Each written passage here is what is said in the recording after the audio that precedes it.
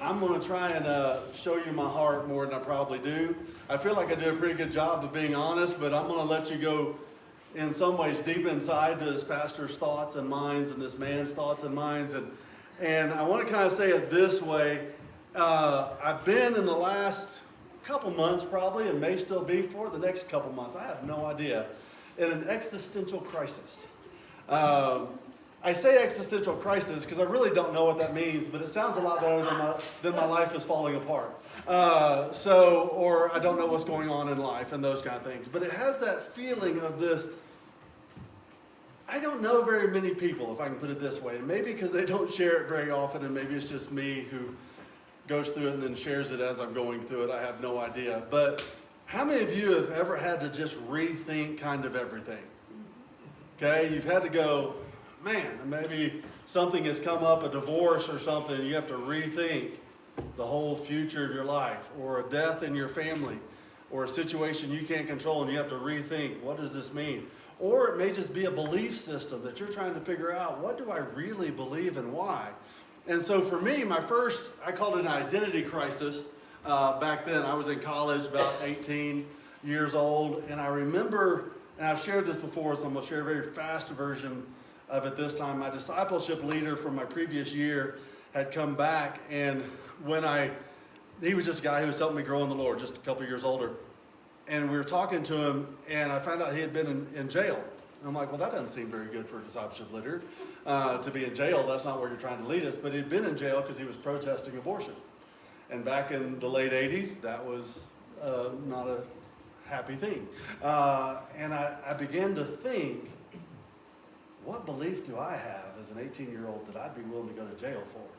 And it started an identity crisis for me of, what beliefs do I really hold that are mine?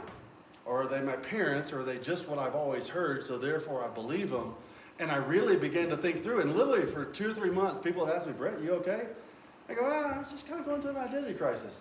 What do you mean? And I'd tell them, man, I'm really trying to decide, what do I believe that I would stand on or die for?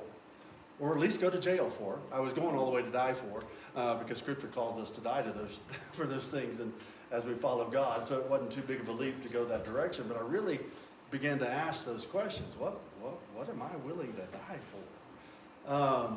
And it was a crisis of belief. Henry Blackaby would call it an experience in God. Of, am I willing to really do what God's calling me to do? And what would that look like if it really cost me what He said it might cost me? And am I willing to do that? Well, in this case, I was 18 then trying to figure out what I believed. Now I'm 54. I may just be in this midlife crisis, as they call it. I don't need a Corvette. I don't need a motorcycle. I got one, but I don't need it. It doesn't run. If it ran, I might keep it.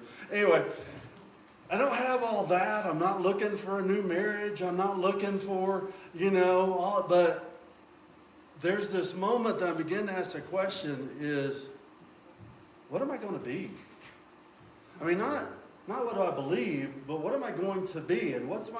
And in the sense, marriage. What's my marriage? Gretchen and I have spent a lot of time the last couple months trying to work through, how do we want the next 25 years to look different than the first 25 years?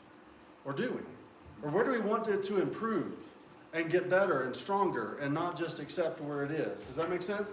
And that leads you to some new things. But it also is some things in me that I'm having to deal with in this process. And I'm going to give you a couple pictures real fast, if I can, because these are real serious deals, all right? Like one example is I gave up coffee, okay? I like coffee, okay? I like coffee in the mornings. But earlier this summer, I decided Brett's done with coffee because coffee stains Brett's teeth, and he doesn't like stained teeth. And I'm sharing my heart with you today. You're going to get more than this than you wanted, but that's all right. And he doesn't want to go white and then stain and white and then stain and then have no teeth later in life. That's what he feels like is going to happen if he keeps drinking coffee. So I quit drinking coffee and went to tea. Yeah, it also stinks. I went to tea. And I went to a lot of different teas. And then I went to a lot of honey in my tea. And then realized with all the honey I was putting in my tea, it probably wasn't any better than the coffee I was drinking. And so then I went back to coffee, but I didn't want to put the creamer in it because I'd found out how unhealthy creamer really is in your coffee. And Gretchen, my beautiful wife, who I love dearly, informed me that for those liquid creamers that I like so much, we are the only nation that allows them into their nation. No other nation, because they are so unhealthy, will let them be sold in their nation. Well, that ruined fall, all of fall, because now my coffee is bitter. There is no pumpkin spice creamer in my coffee. And so then I'm really sad, and I just bail on the coffee altogether, and now I'm just drinking water. So healthier, yes, but I'm just in a bad mood now every day of my life. So you see where the crisis is coming in, right? Okay, it's important. Well, now you take that another step, and I'm trying to change my diet. Okay, well, okay, let me rephrase that. I'm thinking about trying to change my diet. I haven't really changed anything yet, and I'm not really talking about dieting, because dieting is easy. It's temporal, whatever, you just change. I have fasted for multiple days in spiritual thing. It really wasn't that hard. I've lost weight, I've gained weight, I've done whatever, and really food is fuel. But I like good tasting fuel, personally, but it's really just fuel. It doesn't really matter. But I found out that all food now is bad for you in America. Unless you grew it, killed it, cut it, cooked it, it's bad for you. They'll tell you the difference between a healthy diet and a non-healthy is who made your food. Did a corporation make it or did you make it? And you can just start measuring things. Did it come out of a box or did it come out of a restaurant? So you've got to change the entire thing if you want to actually be healthy. You can't just change what you eat. So I'm debating that right now, going, do I want to take that big a shift and change in this process just to be healthier? Then, last night, I see a video on Facebook that tells me that even Chick-fil-A, God's chicken, is now unhealthy for me. They actually technically list, they said there were 40 man-made ingredients that are all there to create the craving, which I believe 100% because I crave it. Anytime we go somewhere, is in their chicken that's just not good for you. So now I don't know what to do, and I'm back to the whole thing of now what do I believe? I don't know what I believe anymore. So you see where this is going, okay? Now let me give you a picture of how I actually feel in this, and I'm right in the middle of this. There was a time in college, we went to the state park there outside of Birmingham, Alabama. There was a beach, and there was, I can't remember, I don't think it was a river, but it wasn't like a large lake. It was either just a really, really slow river over to another side, which I think it was, if I remember correctly, but big enough to be twice the size probably of this sanctuary. And one day we decided, or somebody actually bet me, I don't think there was a decision, I think I was just challenged. I bet you can't swim across that. I'm like, I bet I can swim across that. I don't swim well, number one. At all. I did a triathlon with our kids when they were younger. You didn't do it. Okay, 2 kids. She bailed. I should have bailed. Okay? I don't swim. I even practiced and they learned and I practiced with them. I got in the middle of the swim of the triathlon and we're up at Fort Lewis College. It's a mini triathlon. Halfway through my swimming, I just go, forget it. I'm just doing the backstroke. And people are just laughing. Oh, I don't care if you're laughing at me or not. This is the way I'm getting through this because I don't swim well. My legs like to sink, okay? If I hold my breath in the deep end, I go straight to the bottom. Always have. Well, this day in this dare, I think part of the reason there was a dare is because I had jeans on. And a shirt. You ever tried to swim in jeans? If you haven't, don't. Okay? Don't. It's hard. It wants to drown you. If you don't swim well to start with, it really wants to drown you.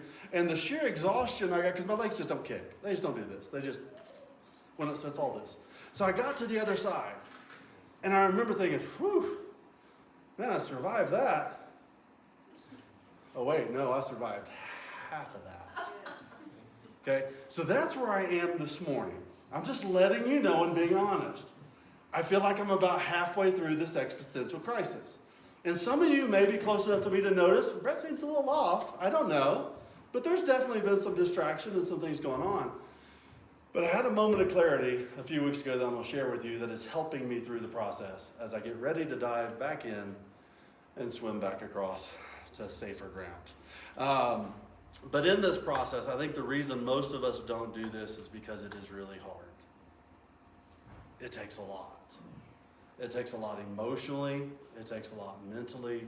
It takes a lot of, man, if I question that, then do I have to question everything?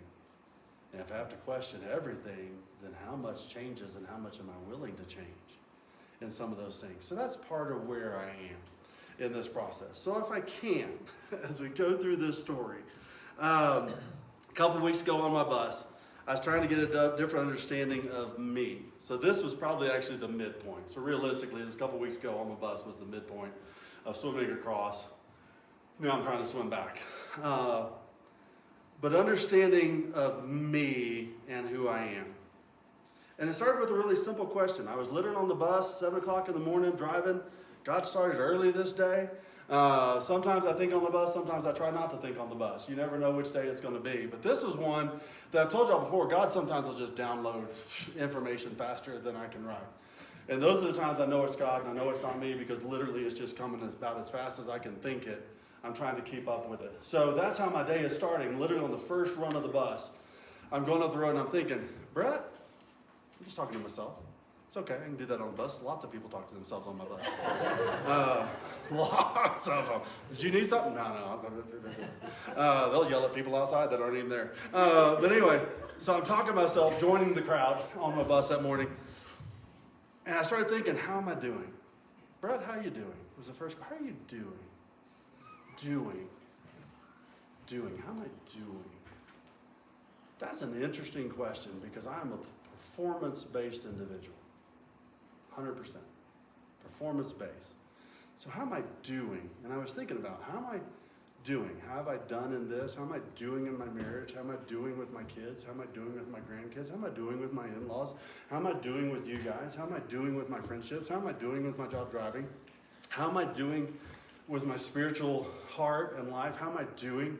And really, it began to weigh on me as, how am I doing as a doer?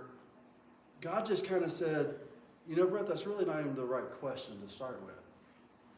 What I really want to just know is, how are you? How are you? If you're going to try and figure out who you are, let's start with how you are. And I realized when God took the doing out of that question, I get a different answer for who I am. Because as a doer, and you ask me, how am I doing? Oh, I'm fine. I may or may not be fine. I'm going to tell you I'm fine because I got to convince myself I'm fine. Does that make sense?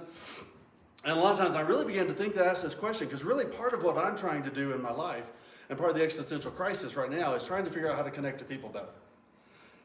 If I can be real honest, I used to be a lot more extroverted. I really did. And I remember as a youth minister seeing pastors, one pastor in particular who came to our church, who just hid in his office all the time. But more importantly than hiding in his office, he had probably 3,000 books that he put up bookshelves. He moved out of the pastor's office to the office beside me because it was bigger, and then somehow connected another office. And then in that office, and I'm really not exaggerating at all, he stacked the bookshelves in a way that it created a maze until you could get back to his desk in the very back. I was like, how could you be that introverted as a pastor? How can you? Well, I find myself sometimes now being the one hiding. Now, not behind 1,000 books, but sometimes just across the parking lot. Or sometimes just by not going to an event. Or sometimes, and I wonder, what happened to the guy who was more extroverted? And I've started talking to a counselor. Y'all can talk to him too. It's okay. We're all right. And he goes, so, I mentioned the pastor goes, so how you like it? That's an interesting question. Nobody's ever asked me. I said, you know, I do. I do like it. That's why I do it. It's what God's called me to do. It's the joy of my life to do it. But it has changed over the years, how I do it. And so I began to think through more. Well, where has that changed? And that's not my message today. That may be a message another day. But those were just some of the questions. But when God took the how are you doing out of it, it began to open up in my heart a whole nother level of how are you, Brett? Because you are more than what you do. Now, my whole life, because of my family and because of who they were and because of how we were raised, and I don't know if y'all knew, a few weeks ago I took a week, and one of the weeks I was gone was to go be with my siblings. The 5 of us, only time we've ever been together in that setting, no parents, no spouses, no kids, just us, only time. And we talked about our background. We talked about who we were. We talked about the things that were in us that were positive and things that were in us that were negative. And ultimately, goal was to make sure that we were okay with one another to start with. Had we created hurts, had we had division, because we weren't, we'll say we love each other. Well, I love you, but I don't talk to you. I'm like, so what does that love mean? I mean, I don't talk to you once a year at Christmas or whatever. On my birthday, there was one year my sister sent me a text. She goes, oh, this is bad. And the text was, how's your birthday? She realized it had been a year since she had sent that text, because the last one she had sent was, how's your birthday, the year earlier? And I realized, sitting in front of us, we don't talk. So how can you say you love each other if you don't even talk and we don't support? So we went together. It was really good. But out of that came some things that were like, okay, how have we hurt other people? How have we hurt other things? But one of the things I really wanted to begin to work with was to go, how do I connect with you guys? Because I can stand up here and I always say this is the worst way to communicate. Because I get to talk and you get to sit and we never rebut and we never have questions. I never know did I actually ever hit somebody where they were or where they're not. I just trust God to do that. And he's fairly faithful to do that from what I understand. But anyway, I like pastoring. But I want to be a better connector of people. And I'm just saying that in front of you, so maybe that can be something that happens. I don't want to be the guy who hides. So I want to be the guy who is open and vulnerable. So this is going to be about as open and vulnerable as I can get today in these processes. But here's what God began to do. How are you? And I began to think, what a better question I should ask people. How are you today? Not how are you doing? Oh, I'm doing whatever. No. How are you? And part of the reason I think that came up is my brother and I in our conversation, he said he was working at a church and a guy sat across the desk from him one day and just said, Randy, how are you today? Randy is 12 years older than I am, 66. Fast math. That's right. He said, that's the first time I ever remember anybody actually asking me how I'm doing. Or how am I? Not how am I doing, how am I? And he said, all these things just came out. Well, I had that moment in college one day too, where I had a friend named Darren who sat beside me one day. I can tell you where we were sitting. I can tell you the stairs. I can tell you the feel of the grass. And Darren looked at me in the eye and goes, hey, Brett, how are you? I said, oh, no, I'm good. He goes, no, seriously. And he looked me a little deeper in the eyes. How are you? He goes, no. And again, looked even deeper. I want to know, how are you? And I remember this coming up, and we sat and talked for about 2-3 hours, just about, because nobody ever asked, how am I? The question for my family was, how you doing? Because we were doers. So how you did determined how you were, and what you did determined who you were. And so this is my process. I am a doer. I've always been a doer. I don't want to always necessarily be a doer, but I will always be a doer. But I can be more than a doer, if that makes sense. And that's the process I'm in this process of going through. So now let me get to where I'm trying to go. Okay? How are you? The question came to me. And God said in my spirit that day, really, I want to know, how are you? Because you are not just a doer. You are a soul. You are a mind. You are a heart. And you are a body. And I began to then ask the question, how is my soul doing today? That's a question I've never asked. Have you? How's my soul doing today? How is my heart doing today? How's my mind doing today? They were different questions to be asking in that process. And part of it as I went through, and I want you to see how, once again, I just write sometimes. This is the download. You ready? It was downloaded enough that I had to put it on the back of the picture of the last guy who had been suspended from the transit, because that's the only paper I had on the bus. So 7 o'clock in the morning, I find this, for the video. Let's not expose this poor guy who's permanently banned now. But that's the only paper I had, and so I just started writing. And there's a first section, and I get there and I pick up people, I get back to the transit, I got about 2-3 minutes, I write the second section. I think while I'm driving, I get there, I stop at the other end, I got about 2-3 minutes, I write another section. And literally this is what is happening live in my mind, and I'm gonna let you hear it, okay? More importantly, it's what's happening live in my soul, and in my heart, and in my body. So as we came to this question, how are you? How's your soul? I literally answered to begin, my soul is weary. And it was weary. And I began to wonder why my soul was weary. And I'll get more into that in a minute, but in some ways, as a performance-based person, it doesn't feel like we're doing that great in the world as a body of Christ. It doesn't feel like I'm doing that great in this world as a member of the body of Christ. Does that make sense? And I'd just seen a whole bunch of things that had occurred that just seemed horrible and awful, and distracting and hard. And I literally just had to go, God, my soul's weary. It's just weary. He goes, okay, all right. How's your heart?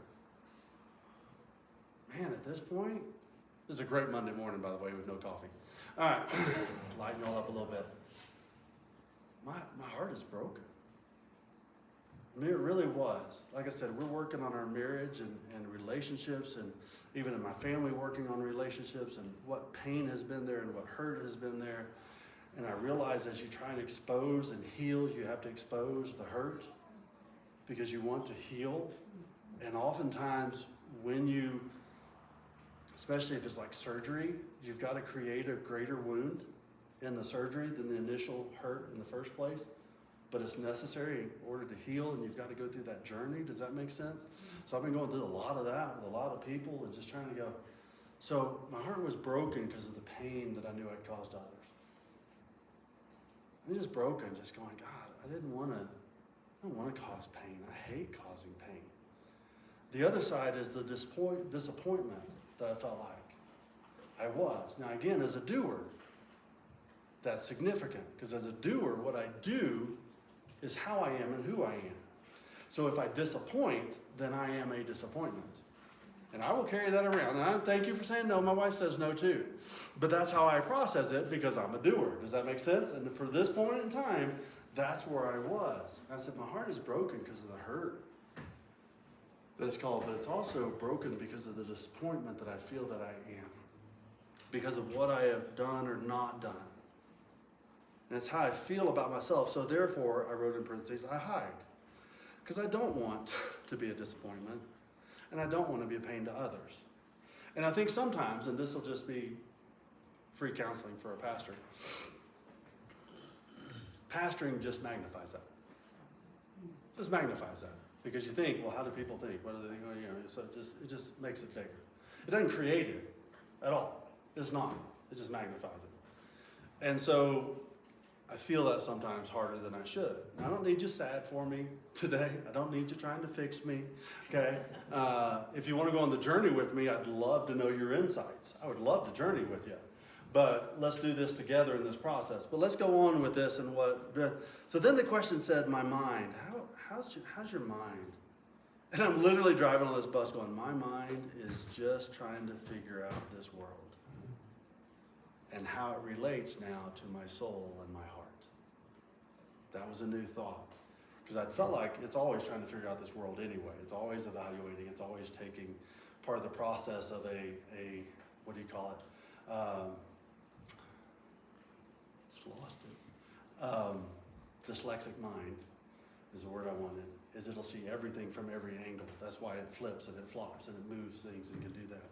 So my brain wants to see everything in every situation. So my mind's trying to figure out this world, and now I can put it in a term of based on how my heart feels and how my soul feels. It's really trying to discern, what does it see in weariness? What does it see in brokenness? And man, it's trying to figure this out. So my mind is tired. Soul is weary, heart is broken, mind is tired. Happy Monday morning, Brett. Here we are. But then he says, how's your body? How's your strength? Now again, I'm performance-based, 100%.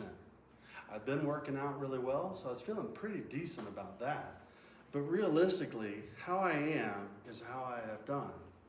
And I realized in this moment of thought, as God's trying to help me just see myself dimly in a mirror probably,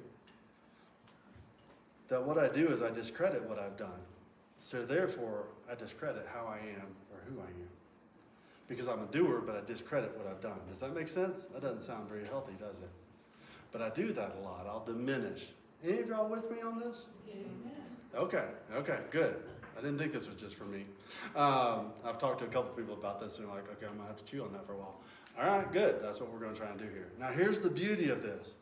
There's a realization that occurred, okay?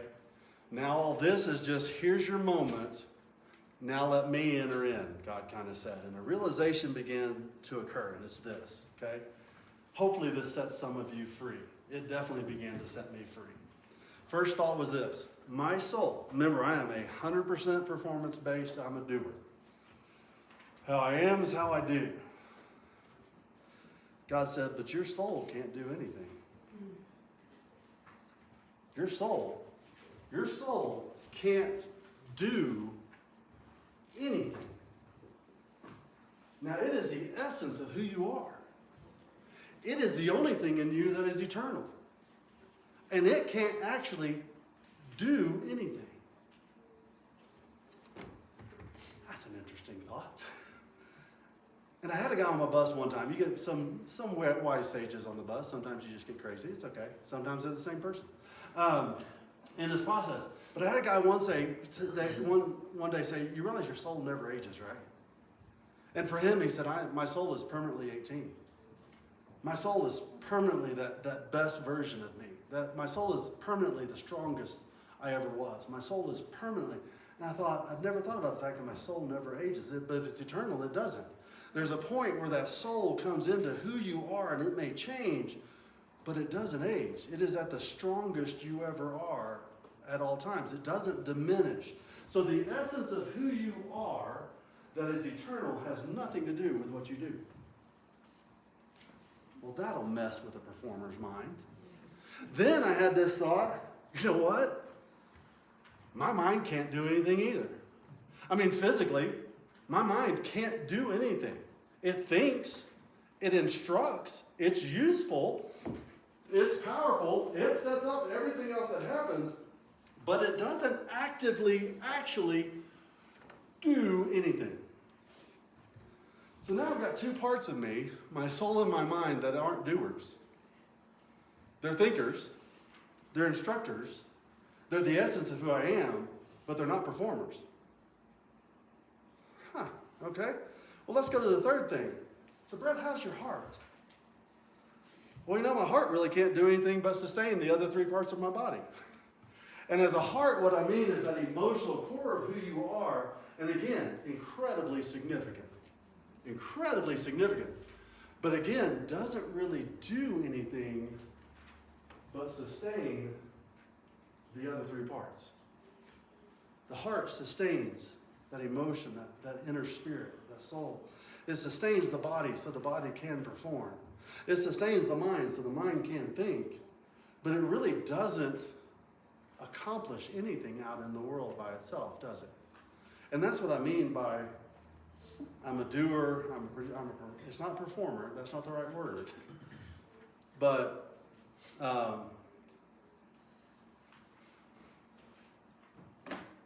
it is performance-based. Now, here's the last thing on this page. This was my second set of notes.